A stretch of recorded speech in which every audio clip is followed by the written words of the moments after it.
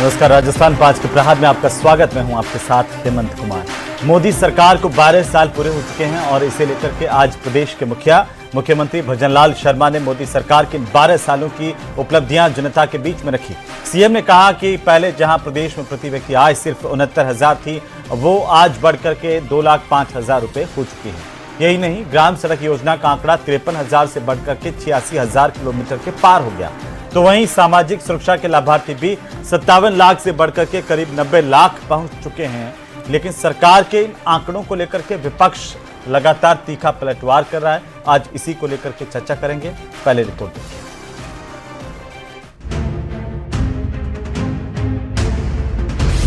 भ्रष्टाचार पर सीएम का वार, कांग्रेस को नागवार। 2014 से पहले देश भ्रष्टाचार, महंगाई, आतंकवाद, नक्सलवाद, क्या स्थिति देश के अंदर हो रही थी। प्रति व्यक्ति आय बढ़ी, सियासत क्यों तनी। व्यक्ति आय जो 2013-14 में लगभग 69,000 रुपए थी, 69,000 रुपए थी, आज वो बढ़कर के 2 लाख रुपए के ऊपर पार पहुंच गई है। करोड़ों लोगों को लाभ, कांग्रेस क्यों देखे नुकसान।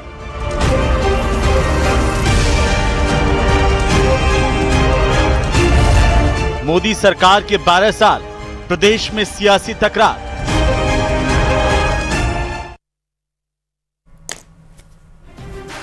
तो मोदी सरकार के 12 सालों को लेकर के जहां विपक्ष हमलावर है, वहीं बीजेपी और सरकार के अपने तर्क हैं। सरकार कह रही है कि हर मोर्चे पर विकास हुआ है, लोगों की जीवन शैली से लगा करके उनकी प्रति व्यक्ति आय तक बढ़ी है। और आज इसी पर हम चर्चा करेंगे। हमारे साथ खास मेहमान जुड़ चुके हैं। सबसे पहले परिचय करवा दूं, हमारे साथ में भारतीय जनता पार्टी के प्रदेश के प्रवक्ता हैं सुरेश गर्ग, और साथ ही साथ हमारे साथ हैं वरिष्ठ पत्रकार के तौर पर सुभाष शर्मा। आप दोनों का बहुत स्वागत है, अभिनंदन है। पहले तो सुभाष जी, आज जो मुख्यमंत्री जी ने जानकारी दी है कि कैसे प्रदेश में प्रति व्यक्ति आय बढ़ी है, साथ ही साथ लोगों को मिलने वाले लाभ बढ़े हैं, इसे आप कैसे देख रहे हैं विकास को लेकर के। नहीं, निश्चित रूप से देखिए, जो समय बीतता जा रहा है तो भारत की स्थिति सुधरती जा रही है, इसमें कोई शक नहीं है। और आंकड़े जो दिखा रहे हैं वो गरीबी हटने के भी आंकड़े ठीक ठाक आ रहे हैं, स्वास्थ्य के आंकड़े भी ठीक ठाक आ रहे हैं। प्रति व्यक्ति यदि एज की बात करें तो उसमें भी बढ़ोतरी दर्ज की जा रही है। इसमें कोई शक नहीं है कि हम उत्तरोत्तर वृद्धि की तरफ हैं। लेकिन हेमंत जी, बात यहाँ दूसरी है। बात यह है कि जो वर्ल्ड है, इस वक्त वर्ल्ड के स्टेज पर आपको देखा जाता है बेसिकली, और नागरिक भी वर्ल्ड स्टेज पर अपने आप को तुलनात्मक अध्ययन करते हैं। उस स्थिति में यदि हम देखें तो भारत आज भी गरीब देशों की लिस्ट से बाहर नहीं आया है। विकासशील देश मानते हैं हम, लेकिन थर्ड वर्ल्ड की दुनिया में ही हम शुमार हैं। इसमें कोई शक नहीं, किसी को ज्यादा बढ़ चढ़ कर बोलने की आवश्यकता नहीं, क्योंकि सब चीजें दिख रही हैं, सड़क पर दिखाई देती हैं। और जो घरों की हालत है, जो लोगों के जीवन स्तर की हालत है, और रोजमर्रा का जो संघर्ष है उसकी हालत है, जो सोशल गारंटी से सोशल सिक्योरिटी की बात है वो हमारे यहाँ कम है, मानव की जो एक इज्जत है वो बहुत कम है, प्रशासन और शासन के जो रवैये हैं मानव के प्रति वो बहुत ही हिकारत वाले नजरिए हैं, और इसको कतई सहन नहीं किया जा सकता। जिस तरह से शासन प्रशासन ने अपना जो लेगेसी बना रखी है और आम इंसान को जिस तरह से एक चराने वाली प्रजा के तौर पे देखा जा रहा है, वो एक बड़ी शोचनीय स्थिति है। हाँ, ये बात जरूर है कि मौजूदा नेतृत्व जो है, जो 12 साल से सत्ता पर काबिज है, उसे सब कुछ पता है, क्योंकि जीवन की ठोकरें खाया हुआ, संघर्ष किया हुआ व्यक्ति शासन सत्ता चला रहा है। इसलिए जो चीजें होनी चाहिए वो सब दिमाग में तो हैं, लेकिन भारत के पास जो स्थिति है, रिसोर्सेज की स्थिति है, या न्यूआंसेज की प्रॉब्लम है, या आउट ऑफ द बॉक्स सोचने की जो जरूरत है, क्रांतिकारी कदम उठाने की जरूरत है, उसमें हम हिचकिचाहट भरे कदम लेते हैं। और फटे के ऊपर जिसको कहते हैं पैबंद लगाते जाना, सड़क के ऊपर जैसे पैचेज वर्क होते हैं, वैसे ही जीवन के साथ हो रहा है, वैसे ही भारत की तरक्की के साथ हो रहा है। जीवन सर्कमस्टांसेस में जितना काम हो सकता था उतना काम किया जा रहा है, लेकिन भारत की स्थिति शायद अभी उस स्तर की नहीं हो पाएगी जिस स्तर की हम आप सोच रहे हैं। हमारे आपके जीवन काल में शायद ही वो स्थिति हम अचीव कर पाए जिसकी हमें कल्पना हमारे पूर्वजों ने की थी, या हम कर पा रहे हैं, या विश्व स्तर पर जो आज विकसित देश हैं उनके मुताबिक या उनके मुकाबले में कदम से कदम मिलाकर चलने की जो बात है, उसमें शायद ही हमें ये सफलता मिल पाए। मौजूदा नेतृत्व ने जो कोशिश की है, इसमें कोई शक नहीं, तो उसका असर आ रहा है। गर्ग साहब, कैसे देखा जाए इसको, जो आज सुभाष जी के सवाल हैं और आज मुख्यमंत्री जी ने कहा कि प्रदेश में प्रति व्यक्ति आय भी बढ़ी है, सड़कों की स्थिति में आमूलचूल परिवर्तन हुआ, इंफ्रास्ट्रक्चर की बात कर लीजिए या गरीबी रेखा की बात कर लीजिए, तमाम जगहों पर जो अच्छाई के संकेत दिखाई दे रहे हैं उसे उसे कैसे देखें। लेकिन दूसरी तरफ लोग कह रहे हैं या विपक्ष लगातार कह रहा है कि आप गरीबी के आंकड़े सही आंकड़े नहीं बता रहे, आप महंगाई कितनी बढ़ी है उस हिसाब से क्या प्रति व्यक्ति आय बढ़ गई, उससे उसे उस तरह से देखने की जरूरत है। गर्ग साहब देखिए हेमंत भाई, 12 साल से नरेंद्र मोदी जी की सरकार है केंद्र के अंदर और निरंतर सरकार प्रगति पर है, देश प्रगति पे है। आप ये देखिए कि पहले 2 लाख रुपए तक की इनकम टैक्स की छूट हुआ करती थी, आज 12,75,000 रुपए की इनकम टैक्स की छूट है। पहले 4 करोड़ इनकम टैक्स की रिटर्न भरी जाती थी, आज 10 करोड़ के लगभग इनकम टैक्स की रिटर्न भरी जाती है। पहले प्रति व्यक्ति आय 59,000 रुपए के लगभग थी, आज 2,05,000 रुपए प्रति व्यक्ति आई है। आज 81 करोड़ लोगों को गरीब को मुफ्त में राशन बांटा जा रहा है, 25 करोड़ लोग गरीबी रेखा से बाहर आ चुके हैं। आज ऑल इंडिया मेडिकल इंस्टीट्यूट 23 हमने नए बना दिए हैं, 7 IIT बना दिए, 9 IIM बना दिए। रोड इंफ्रास्ट्रक्चर के अंदर देख लीजिए, आज अगर मेट्रो है तो आज 20 शहरों के अंदर मेट्रो चल रही है। पहले 1000 किलोमीटर के एक्सप्रेस हाईवे बने थे, लेकिन आज 6500 किलोमीटर के एक्सप्रेस हाईवे बन गए। पहले 25 करोड़ नेट यूजर थे, आज 100 करोड़ से ज्यादा इंटरनेट यूजर है। पहले आपको यूपीए से पेमेंट नहीं होता था, आज यूपीए से पेमेंट हो रहा है। तो इसमें ये भी तो जोड़िए ना फिर गर्ग साहब, पहले जो है इंटरनेट के लिए फ्री में व्यवस्था थी, आज उसका नेट का पैक कितना महंगा हो गया है। पहले पानी के इंजेक्शन नहीं होते थे ऑक्सीटोसिन के, आज अस्पतालों में क्या हालत हो रही है। आज ही बीकानेर वाले को लेकर के पीबीएम से और दुखद खबर आई है। पहले इतने हादसे नहीं थे, आज सड़क दुर्घटनाएं भी बढ़ी हर मोर्चे पर। जहां जहां हमारा सूचकांक वृद्धि का है, वहां दूसरी तरफ एक दूसरी सिचुएशन भी है ना सर गर्ग साहब, जो सुभाष जी इशारा कर रहे थे। हेमंत भाई मैं मैं ये कह रहा हूं कि इंटरनेट कभी भी फ्री नहीं है। पहले इंटरनेट के चार्जेस ज्यादा थे, आज 100 रुपए 300 रुपए में आपको 1 महीने का डाटा मिल रहा है। आज अमेरिका से कंपैरिजन कर लीजिए, वही 5,000 रुपए का इंटरनेट का डाटा मिल रहा, लेकिन पर डे 2 GB 200 रुपए महीने का आपको 400 के आसपास आता है सर। 2 GB डाटा है सर, 400 के। मैं ये कह रहा हूं कि फिर भी बहुत सस्ता है दूसरे देशों पर आटा महंगा हो गया ना डाटा से, आटा तो महंगा हो गया ना सर। पहले क्या भाव थे हेमंत भाई चलो एक चलो बता दीजिए हेमंत भाई, मुझे ये बता दीजिए आज महंगाई दर कितनी है? 3.93%। हाँ। 3.93%। 2014 से पहले 10% से ज्यादा महंगाई दर होती थी। बेरोजगारी दर आज क्या है? 4.5%। 2014 से पहले बेरोजगारी दर 11-12% हुआ करती थी। आज विश्व की 6ठी अर्थव्यवस्था है भारत, और 2014 से पहले कितनी थी? 11वीं अर्थव्यवस्था थी। आज 693 अरब डॉलर का विदेशी मुद्रा भंडार है। 2014 से पहले कितना था? 300 अरब डॉलर। आज 33 करोड़ एलपीजी कनेक्शन है। 2014 से पहले कितने थे? 14 करोड़ एलपीजी कनेक्शन। अब देखिए ना देश कहां से है। डिफेंस में पहले 700 करोड़ का एक्सपोर्ट हुआ करता था, आज 40,000 करोड़ रुपए। पहले सिलेंडर कितने का था, आज सिलेंडर कितने का है? आज बॉर्डर जो सुरक्षित है, ये भी तो बताना चाहिए ना। हाँ 1241, हाँ 1241 रुपए का सिलेंडर था 2014 से पहले, और आज भी हम 450 रुपए में सिलेंडर दे रहे हैं गरीब परिवार को। 450 कमर्शियल वाला आज कितने का? 1241 रुपए का सिलेंडर किया था। देखो आज विश्व में कितनी बड़ी प्रॉब्लम चल रही है हेमंत भाई। तो मैं यही तो कह रहा हूँ, महंगाई भी बढ़ी है।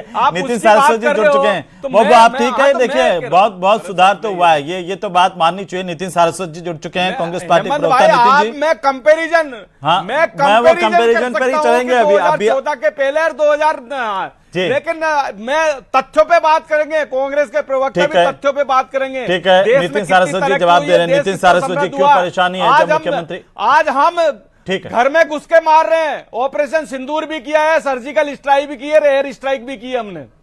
ठीक है गर्ग साहब, वो वहां तक आप बहुत आगे तक चले गए, वो पाकिस्तान तक अभी रुक जाए थोड़ा सा। नितिन सारस्वत जी, क्यों कांग्रेस को ये इन आंकड़ों पर भरोसा नहीं हो रहा है, जब प्रदेश के मुखिया कह रहे हैं कि आज देखो राजस्थान में प्रति व्यक्ति आय लोगों की बढ़ी है और विकास के रास्ते पर हम लगातार आगे बढ़े हैं, और 12 साल मोदी सरकार के जो इस भारत के लिए ऐतिहासिक हैं, इस देश के लिए ऐतिहासिक हैं। देखिए, अब हेमंत जी, मैं ये करूंगा उम्मीद करूंगा कि अब गर्ग जी नहीं बोलेंगे, क्योंकि ये बहुत देर अपना भाषण दे चुके हैं। अब मुझे कुछ नहीं, तथ्य भाषण सामने क्या, वो रखने अपनी बात रख चुके हैं, आप भी अपनी बात रख चुके नहीं हैं, नहीं, फिर वो आपको हाँ तो कहेंगे कि मैं आप भी भाषण देते। देखिए, सबसे पहले 12 हाँ। साल में क्या हुआ। जी। अभी 9 सिलेंडर, पहले तो 12 सिलेंडर की बात थी, 9 सिलेंडर थे, अब उनको 4 सिलेंडर कर दिया गया है। और 3 महीने में उस सिलेंडर का दाम भी 89 रुपए बढ़ा दिया गया है। मतलब जो हमारी महिलाएं हैं, उन्हें धुएं में झोंकने के लिए मजबूर कर दिया गया है। अभी ये छठे को शाबाशी दे रहे हैं, हेमंत कुछ भाई, दिन देखो, पहले फिर चौथे। मैंने आपने देखिए कहा अब था, ये झूठ बोल रहे हैं। अभी अभी मैं आ जाऊंगा, 450 रुपए में सिलेंडर दे रहे हैं, गरीब परिवार को 450 रुपए में सिलेंडर दे रहे हैं। गर्ग साहब आ जाऊंगा राजस्थान एक के बार। अंदर 1 करोड़ 80 लाख कनेक्शन है, उसमें से 1 करोड़ 10 लाख को 450 रुपए में सिलेंडर दे रहे हैं। ये फिर झूठ बोल रहे हैं हेमंत भाई, ये फिर झूठ बोल रहे हैं। अभी एक बार इनको बोलने तो 450 रुपए दो। में सिलेंडर दे रहे हैं। अच्छा एक बात तो सुन लो गर्ग साहब। हाँ बोलिए सारस्वत जी। देखिए, मैंने सबसे पहले तो ये बोला कि उज्ज्वला के तहत जो 9 सिलेंडर मिलते थे, उनको 4 कर दिया गया है। हेमंत, केवल इनको मैं इसीलिए बोल रहा था कि भाषण देते हैं। तथ्य मैंने क्या बोला और उन्होंने सुना क्या है, पहले तो आप सुनिए। गर्ग जी, थोड़ा सा धैर्य रखिए। क्या है? अरे गर्ग जी, बीपी हो जाएगा, थोड़ा सा रुक जाइए, झूठ बीपी बोल हो जाएगा। अरे झूठ क्यों बोल रहे हो? आपको कि मैं 25 रुपए सिलेंडर बढ़ा दिया, बीपी तो आप लोगों का बढ़ा हुआ है। भारतीय जनता पार्टी का कभी बीपी नहीं बढ़ता। अब देखिए, ये भारतीय जनता पार्टी का कभी बीपी नहीं बढ़ता, बीपी कांग्रेस का बढ़ता है। बीपी कांग्रेस का बढ़ता है, कांग्रेस का बढ़ता है, भारतीय जनता पार्टी का कभी बीपी नहीं बीपी बढ़ता। रुक जाइए, अभी रुक अच्छा, जाइए, गर्ग साहब, बीपी बढ़ जाएगा आपका। हाँ। अर्थव्यवस्था जो छठे नंबर पे थी, सोचिए, जो चौथे नंबर पे थी उसको छठे नंबर पे लिया है, क्योंकि रुपया कमजोर हो गया है। चीन से जो डेफिसिट है वो $100 बिलियन पार कर गया है। अब देखिए, फिर हेमंत जी, फिर हेमंत जी, बताइए आप करने दूंगा हेमंत जी, झूठ बोल रहे हो। फिर मैं बीच में अच्छा, एक बार बोलूंगा, उनके पूरी उनके डिबेट झूठ में। का पर्दाफाश कर देना ना गर्ग साहब। गर्ग साहब 2014 से पहले का गर्ग साहब, अब देखिए, अब अच्छा आप इनके झूठ का पर्दाफाश कर देना आराम से, मैं आ जाऊंगा। हाँ नितिन जी। मैं, हाँ बिल्कुल। देखिए, आज पूरे देश में पूरे एशिया की सबसे वर्स्ट परफॉर्मिंग करेंसी है, क्या नाम से, रूपी। एलपीजी जो ये कहते थे, झूठ बोल रहे हैं। 410 रुपए में जो हुआ करता था, वो आज 913 में है। पेट्रोल के रेट 44% बढ़ गए, डीजल के रेट 73% बढ़ गए, दूध के रेट 71% बढ़ गए, दाल के रेट 84% बढ़ गए। 10 साल के अंदर देखिए, ये 7.5% बढ़े, फिर झूठ बोल रहे हैं। अभी 7.5% बढ़े, अभी 4 सिलेंडर की बात कर रहे हो, और फिर अभी आप ये बोल रहे हो, आप अभी झूठ बोल रहे हो। फिर 7.5% अभी बढ़े, अभी के हालात में 7.5% बढ़े, फिर झूठ बोल रहे हैं। पूरे देश के झूठ बोलने के अलावा कोई काम नहीं है तुम लोगों का, इसीलिए कांग्रेस जनता नकार देती है तुम लोगों को, इसीलिए जनता नकारती है तुमको, जनता इसीलिए नकारती है तुमको। झूठ बोलते हो।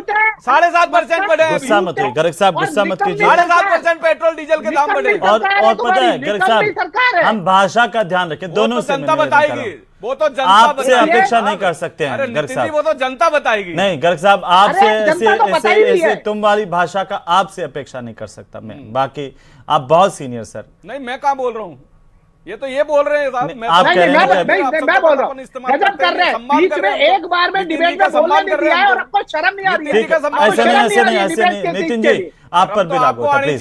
शर्म तो आपको आनी नहीं चाहिए। नहीं, झूठ क्या बोल रहे हो होता है, आप, क्या होता है? झूठ बोल रहे हो आप। एक बार भी इनको नहीं रोक पाए, इन्होंने बोल रहे हो आप। नहीं बोलने दिया लगातार।